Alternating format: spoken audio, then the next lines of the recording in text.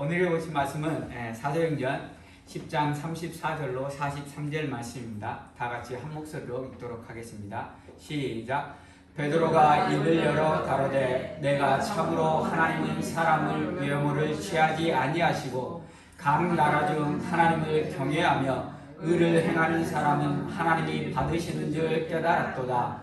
만유의 주 되신 예수 그리스도로 말미암아 화평의 복음을 전하사 이스라엘 자손들에게 보내신 말씀 곧 요한이 그 세례를 반포한 후에 갈릴리에서 시작되어 온 유대에 두루 전파된 그것을 너희도 알거니와 하나님이 나사렛 예수에게 성령과 능력을 기름 붓듯 하셨으며 저가 두루 다니시며 착한 일을 행하시고 마귀에게 눌린 모든 자를 고치셨으니 이는 하나님이 함께 하셨습니다.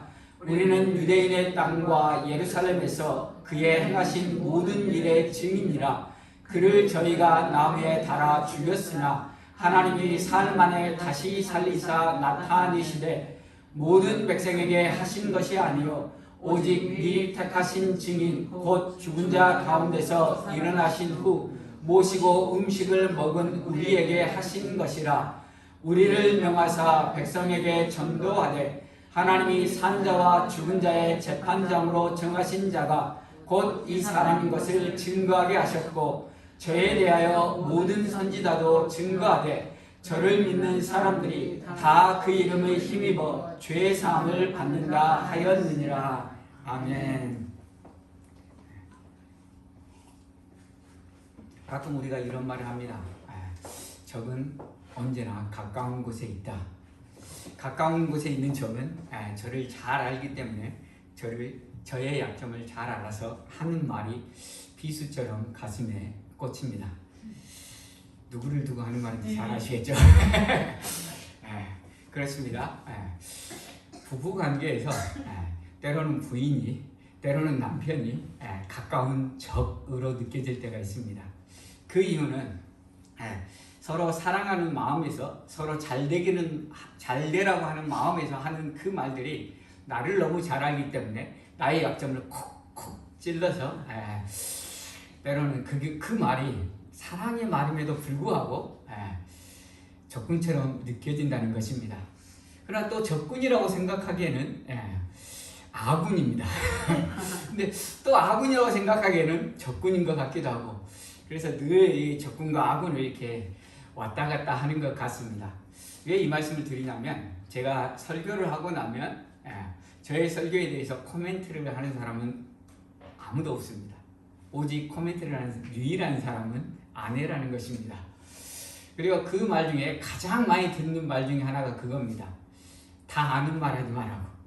똑같은 말 하지 말라고. 그렇습니다. 제가 하는 설교 중에 대부분은 다 똑같은 말, 아는 말입니다. 제가 여러분들에게 다른 말, 저 열심히 설교 본문을 연구하고 준비하고 하지만 결론에 가면 몇 가지 것으로 추려집니다. 하나님을 사랑하라, 하나님을 바라보라, 그리고 이웃을 사랑하라. 다 아는 말로 결론 지어진다는 것입니다. 그럼에도 불구하고 제가 이렇게 말씀을 전하는 이유는 하나님이 함께 하셔서 제가 똑같은 말, 아는 말을 할지라도 하나님께서 여러분 마음에 은혜를 주신다는 것을 믿기 때문입니다. 내가 똑같은 말을 할지라도 여러분들은 다른 말로 하나님께서 받게 하시고 그 마음 가운데 감동을 주신다는 것입니다. 그래서 저는 항상 그렇게 생각합니다. 사도 바울이 고백하는 대로 나는 그저 물 주는 자다.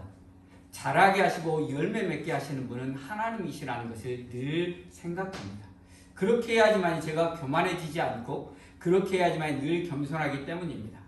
그래서 실제적으로 제가 아침마다 집에 있는 화분에 물을 조금씩 줍니다. 많이 주면은 건너뛰어야 되기 때문에 날마다 조금씩 주면서 늘 그 말을 되새깁니다. 내가 하는 일은 물 주는 것밖에 없다. 그러나 하나님이 자라게 하시고 하나님이 열매 맺게 하신다는 고백을 늘 드립니다. 그래야지만 우리가 겸손히 하나님께서 주신 은혜들을 사모하고 나아가고 우리에게 주신 그 은혜가 우리를 하나님의 백성으로 삼아주기 때문입니다. 우리 인생이 그렇습니다. 하나님이 주시지 않으면 우리 인생이 제대로 살 수 있는 인생이 아무도 없다는 사실입니다. 그래서 우리가 늘 고백해야 합니다. 하나님께서 하셨습니다. 늘 하나님께서 은혜 주셨습니다라고 고백하고 나아갈 때 우리는 교만하지 않고 하나님 앞에 은혜로 나아갈 수 있으며 그 은혜로 나아갈 때 하나님께서 더 큰 은혜로 은혜를 더하여 주신다는 사실을 믿으시기를 바랍니다. 그래서 오늘 여러분에게 똑같은 설교를 할 것입니다. 그럼에도 불구하고 똑같은 설교를 함에도 불구하고 여러분들은 하나님께서 주시는 은혜에 풍성하기를 간절히 소원합니다. 아멘. 우리가 계속해서 똑같이 고넬료와 베드로의 이야기를 살펴보고 있습니다.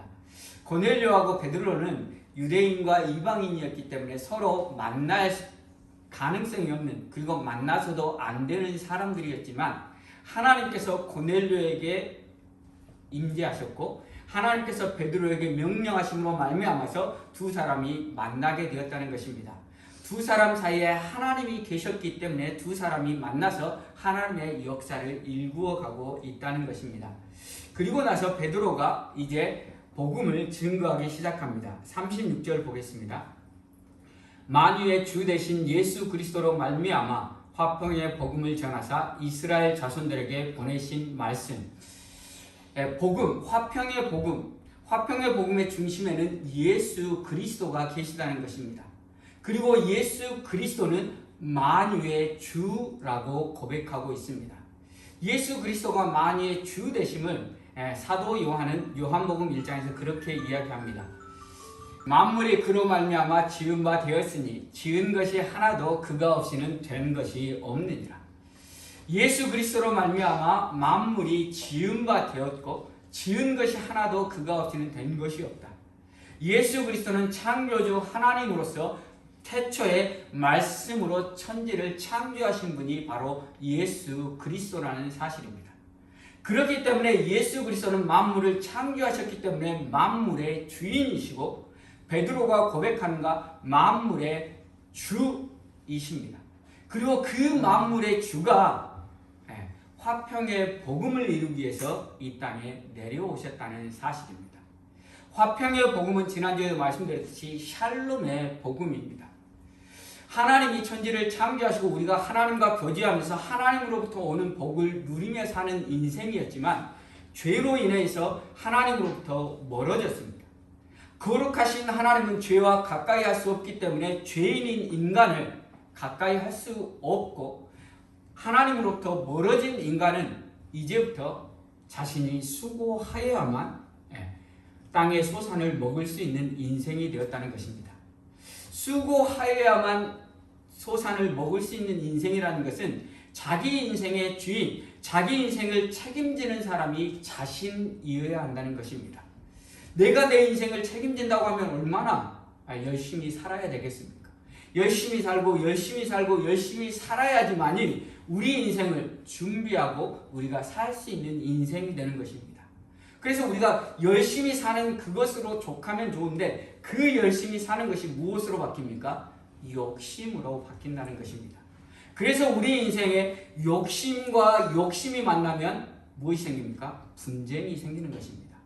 개인의 욕심과 개인의 욕심이 만나면 싸움이 되고 국가의 욕심과 국가의 욕심이 만나면 전쟁이 되는 것입니다.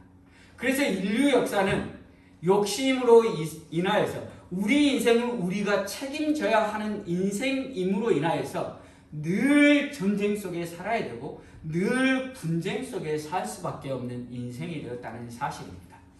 생각해 보십시오. 하루라도 분쟁이 없이 평안하게 아무 분쟁이 없어 지나간 날이 있었습니까? 없었다는 것입니다. 왜냐하면 우리는 우리 인생을 책임져야 한다고 생각하는 것 때문에 욕심에 사로잡혀 욕심과 욕심이 맞닥뜨리는 인생을 살았기 때문입니다. 그 인생에 예수 그리스도를 통해서 화평의 복음이 이루어졌다는 것입니다. 하나님과 우리 사이에 막힌 담이었던 죄의 담이 예수 그리스도의 십자가로 무너졌고 이제 우리는 하나님과 화평할 수 있는, 그래서 하나님으로부터 오는 평안을 누릴 수 있는 존재가 되었다는 사실입니다. 그 은혜에 감사할 수 있기를 바랍니다. 그리고 우리가 그 은혜를 누리기 위해서 예수님은 인간의 몸을 이 땅에 입고 내려오시는 낮아지심으로 내려오셨다는 것입니다. 그것을 베드로가 37절에서 이야기하고 있습니다. 37절 보겠습니다. 곧 요한이 그 세례를 반포한 후에 갈릴리에서 시작되어 온 유대에 두루 전파된 그것을 너희도 알거니와. 예수님의 복음의 시작이 세례 요한으로부터 시작됩니다. 세례 요한은 누구입니까? 하나님이 예수 그리스도의 길을 예비하라고 보낸 선지자가 바로 세례 요한입니다. 세례 요한이 예수님을 보면서 하나님의 세상 모든 죄를 지고 가는 하나님의 어린 양이라고 이야기합니다.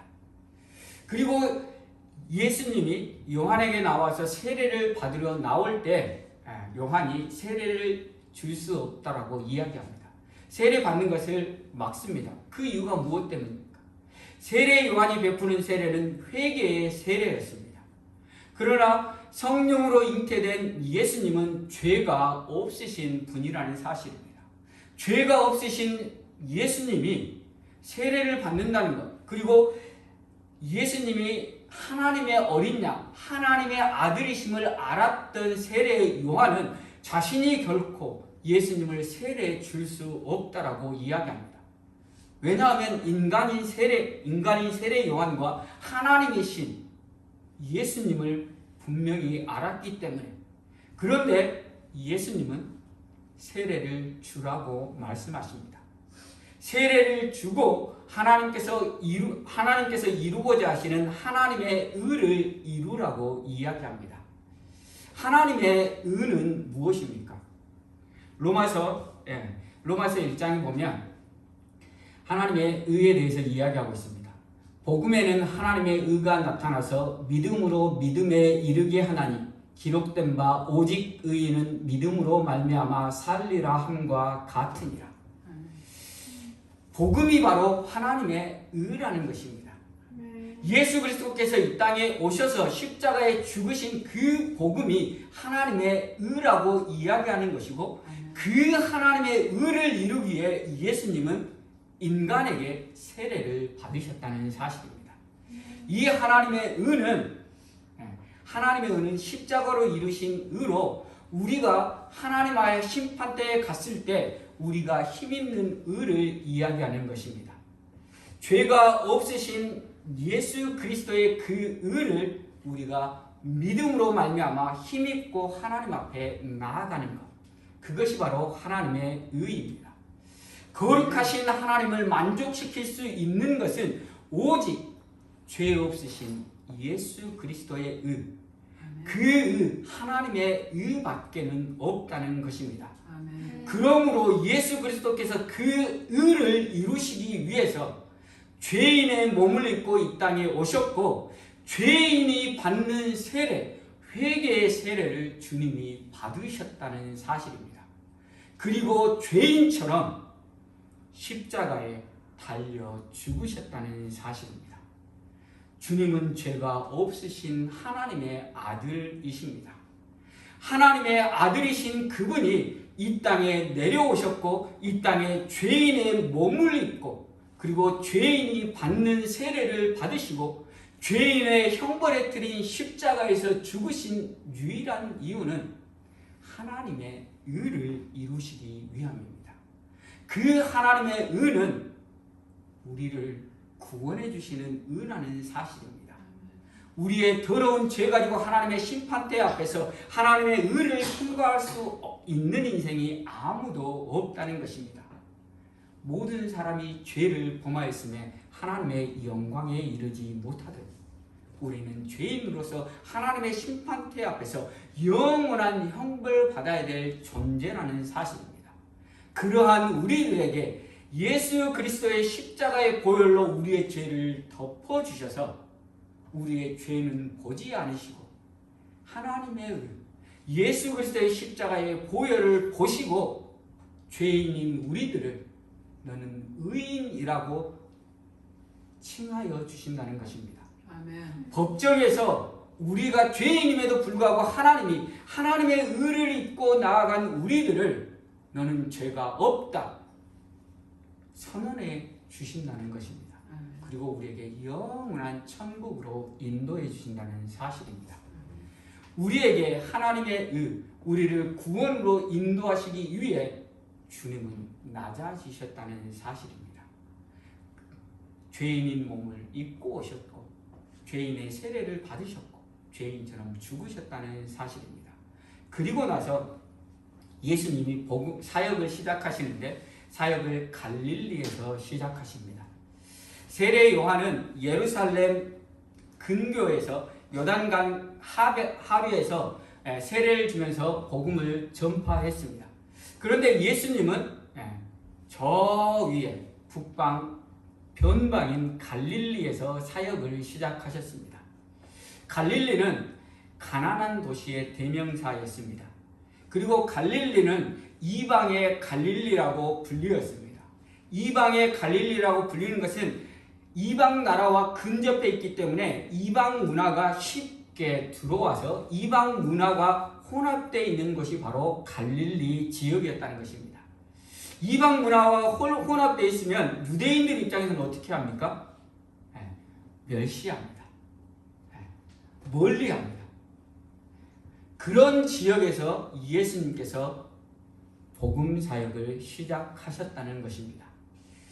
베드로가 고백하는 것처럼 주님은 만유의 주님이십니다. 당연 세상의 중심에서 내가 주님이라는 것을 분명하게 드러내셔야 함에도 불구하고 왜 예수님은 갈릴리라는 지역을 택했을까요?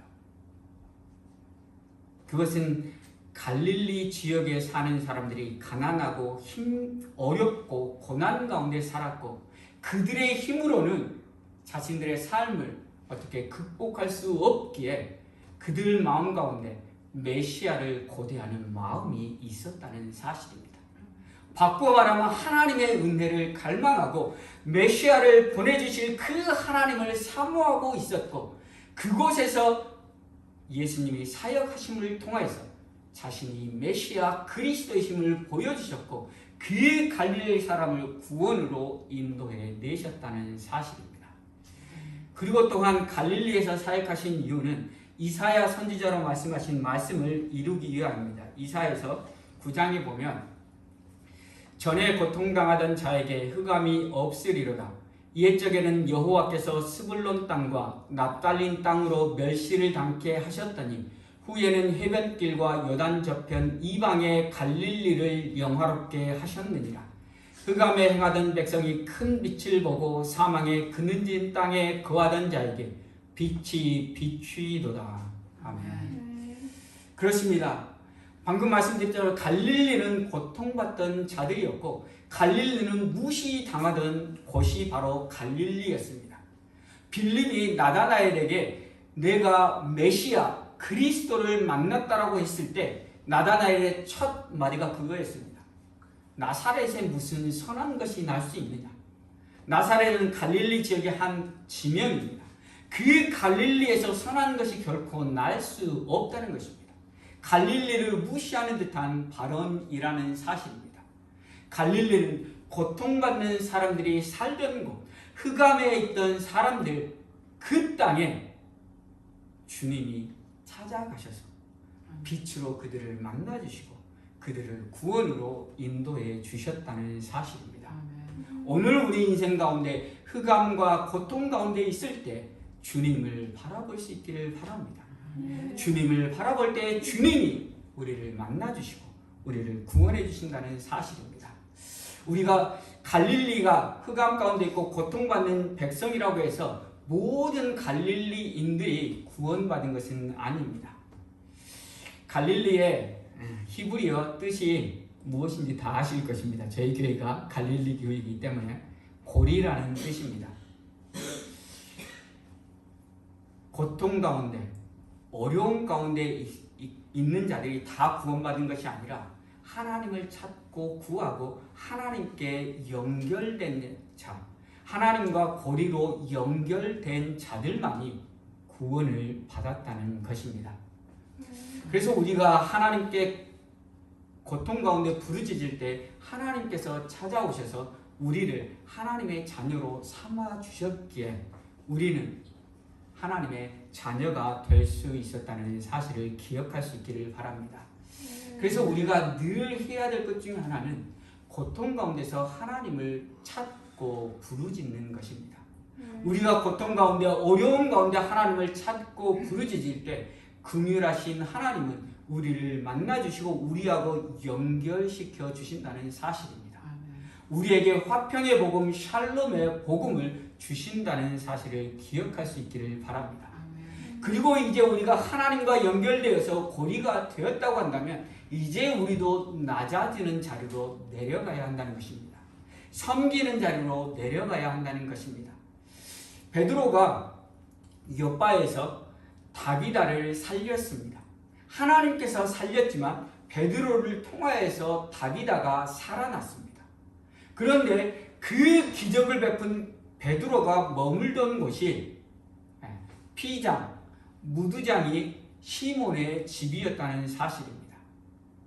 지난번에도 말씀드렸듯이 무두장이는 소의 가죽 가지고 혁대를 만들거나 가방을 만들거나 샌들을 만드는 사람이 바로 무두장이었습니다. 근데 무두장이는 유대인들에게 있어서는 항상 부정한 사람입니다. 왜냐하면 죽은 시체를 만진 사람은 부정한 사람인데 항상 소가죽, 죽은 소가죽으로 무언가를 만들어야 하기 때문에 무두장이는 항상 부정한 사람이었습니다. 그런데 베드로는 다비다를 살리고 난 이후에 수많은 사람들이 베드로를 청했을 것입니다. 함께 그하기를 아마 청하고 권면했을 것입니다. 그럼에도 불구하고 베드로는 낮아진 사람들이 무시하는 무두장이 집에 머물렀다는 사실입니다. 그리고 또한 오늘 고넬료의 요청에 고넬료의 집으로 왔다는 것입니다. 베드로는 이처럼 예수 그리스도께서 낮아짐을 경험하고 그 은혜로 자기가 구원받았음을 경험하고 스스로 낮아지는 자리로 내려갈 수 있었다는 사실입니다. 그래서 그 낮아짐 속에서 하나님의 역사가 일구어져 가고 있는 것을 우리는 볼 수 있습니다. 우리가 갈릴리 교회를 섬기고 있습니다. 갈릴리 교회 처음 왔을 때 이 예배당만 조금 괜찮았고 아주 험악했습니다.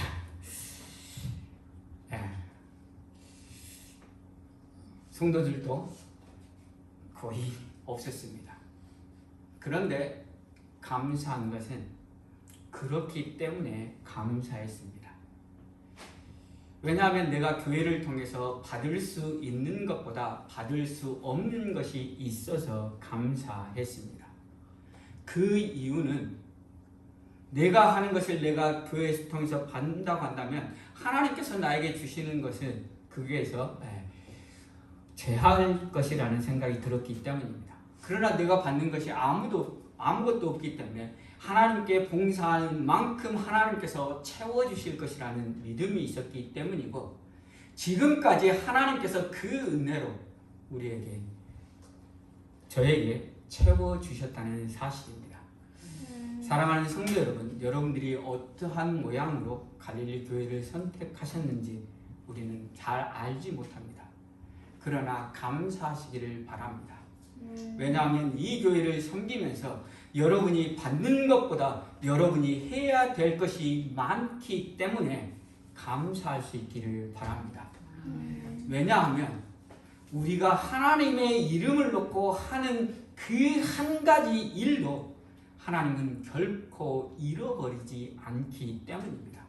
하나님은 우리가 하나님을 향해 드리는 그 조그만 헌신과 열심과 봉사도 하나님은 다 기억하고 계시며 하나님은 그것을 몇 배로 갚아주시는 하나님이시기 때문입니다.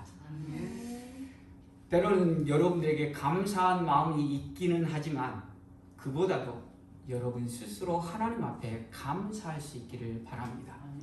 이곳에 보내셔서 내가 받는 것보다 더 섬기게 하신 그 하나님의 놀라운 은혜를 경험하는 저와 여러분이 되기를 간절히 소원합니다.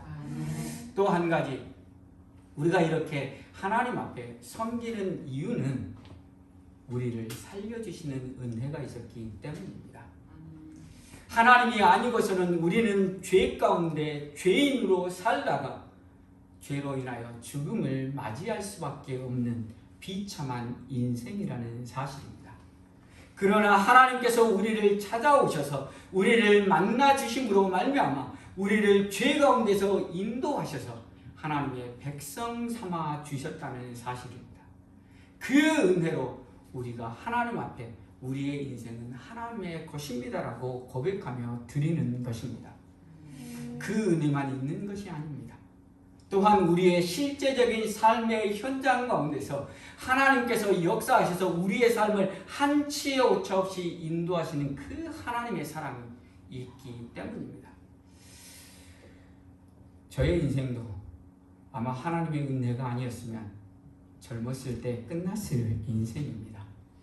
군에서 제가 운전병이었는데 새벽에 운전하고 가는데 불안한 마음이 들었습니다. 새벽, 이제 제가 운전병이기 때문에 새벽 2시, 3시에 이렇게 순찰 갈 때가 많습니다. 특별히 레이더 기지에 순찰을 가야 되기 때문에 레이더 기지 산에 있습니다. 그래서 산을 이렇게 차 가지고 올라가야 됩니다. 근데 그날따라 불안한 마음, 죽을 것 같다는 느낌이 들었습니다. 그래서 기도를 했습니다. 하나님 살려주십시오. 하나님 살려주시면 내가 하나님을 위해 내 삶을 드리겠습니다라고 이렇게 고백을 했습니다. 그리고 나서 얼마 가지 않아서 이제 산에 올라가는데 차의 시동이 꺼지고 차가 뒤로 밀리기 시작했습니다. 아무것도 할 수 없었습니다. 그런데 차가 멈췄습니다. 한 5m 정도 이렇게 뒤로 내려가다가 멈췄습니다. 아마 계속 내려갔으면 죽었을 것입니다. 멈춘 것을 보니까 그 앞에 구덩이가 있었고 웅덩이 구덩이가 있었고 거기에 바퀴가 탁 걸려서 멈췄습니다. 어떤 생각이 들었겠습니까? 하나님께서 살려주셨다는 생각이 들었습니다. 우리 인생이 이렇습니다. 하나님이 없으면 우리 인생은 살았다 할 수 있는 인생이 아무도 없다는 사실입니다. 그럼에도 불구하고 우리가 교만하게 내 인생이 내 것인 것처럼 나에게 주어진 것이 내 것인 것처럼 사용하며 살고 있지는 않습니까? 오늘 우리가 우리의 삶을 다시 한번 돌아볼 수 있기를 바랍니다.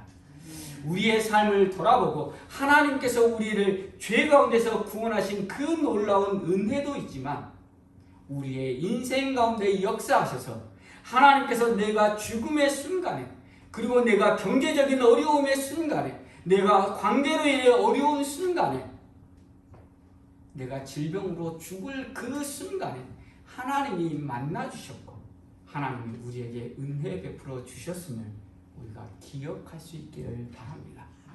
우리가 하나님의 은혜를 기억한다고 한다면 우리는 모든 것을 드려도 아깝지 않은 인생이고 모든 것을 드려도 남는 인생이라는 사실을 기억할 수 있기를 바랍니다.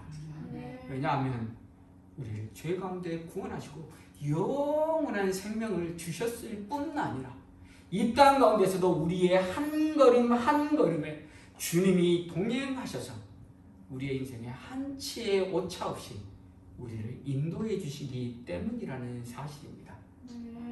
사랑하는 성도 여러분, 오늘도 똑같은 설교, 똑같은 내용입니다. 하나님이 우리를 사랑하셨고 그 사랑에 우리는 어떻게 반응하고 어떻게 하나님 앞에 나아가야 될 것입니까? 그러나 우리의 이 똑같은 설교 가운데 우리의 삶의 결단이 있기를 소원합니다. 하나님의 사랑을 기억하고 내 부족하고 연약하고 아무 보잘것없는 삶이지만 하나님을 위해 무언가 할 수 있다는 것에 감사할 수 있기를 바랍니다.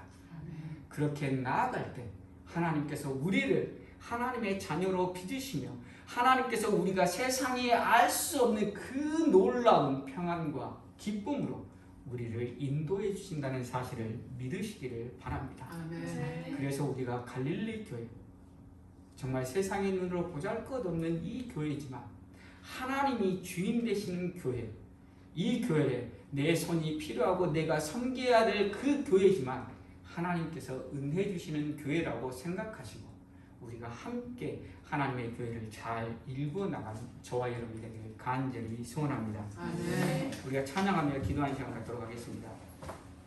우리가 함께할 찬양이 주 사랑이 나를 숨쉬게 해라는 찬양인데요. 진정으로 주님의 사랑이 아니면 우리가 숨조차 쉴 수 없는 이 땅에서 한 걸음도 살 수 없는 우리의 인생임을 고백합시다. 그리고 오직 주님만이 우리의 아픔 아시고 오직 주님만이 우리의 고통을 하시고 오직 주님만이 우리를 만나심으로 우리를 회복시켜 주시는 분이심을 고백하시기를 바랍니다.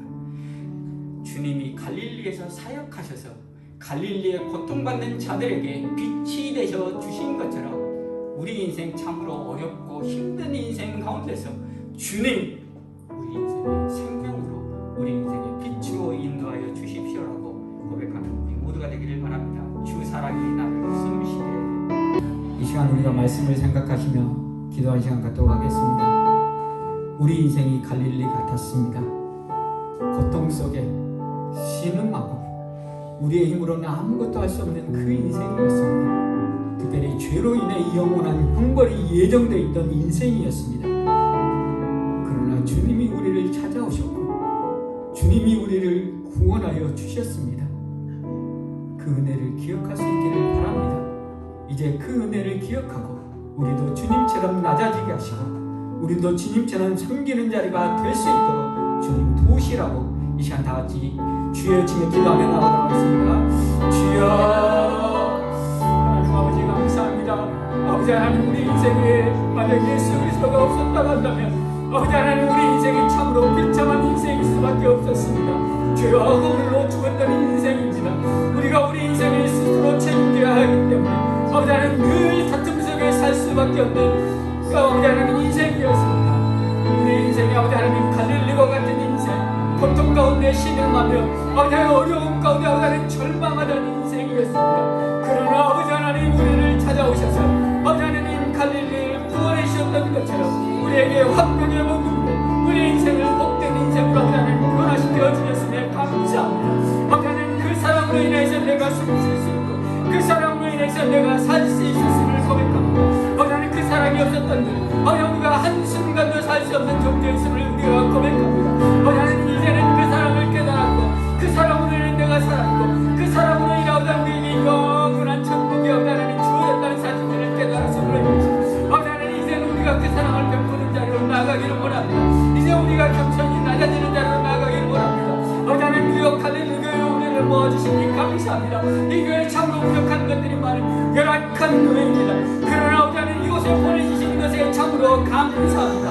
우리가 받는 것보다 우리가 섬겨야 할 것, 우리가 아버지 하나님 우리가 드리는 것보다 우리가 아버지 하나님 드려야 할 것이 더 많은 것으로 인하여서 우리가 감사하게 하여 주시옵시고 그로 인해서 우리가 더욱더 하나님의 은혜를 사모하게 하시고 더욱더 하나님께 헌신하여 나아가는 우리 모두가 될 수 있도록 은혜를 베풀어 주시옵소서. 그래서 우리는 부족하고 연약하지만 우리를 통해서 이 교회가 하나님의 교회로 우뚝 세워질 수 있도록 우리를 사용하여 주시옵소서. 우리를 통해서 하나님 되심이 선포되게 하시고 우리를 통해서 하나님의 능력이 나타나는 교회로 우뚝 세워갈 수 있도록 주님 도와주시옵소서. 하나님께서 그렇게 하셨을 때 우리가 할 수 있는 것을 감사와 영광 돌리는 것뿐입니다. 나는 아버지 물주는 자일 뿐입니다. 아버지 하나님 교만하지 않도록 늘 겸손하게 하여 주시옵시고 교만하지 않도록 하나님께 영광 돌리는 자로 나아갈 수 있도록 주님 역사하여 주시옵소서.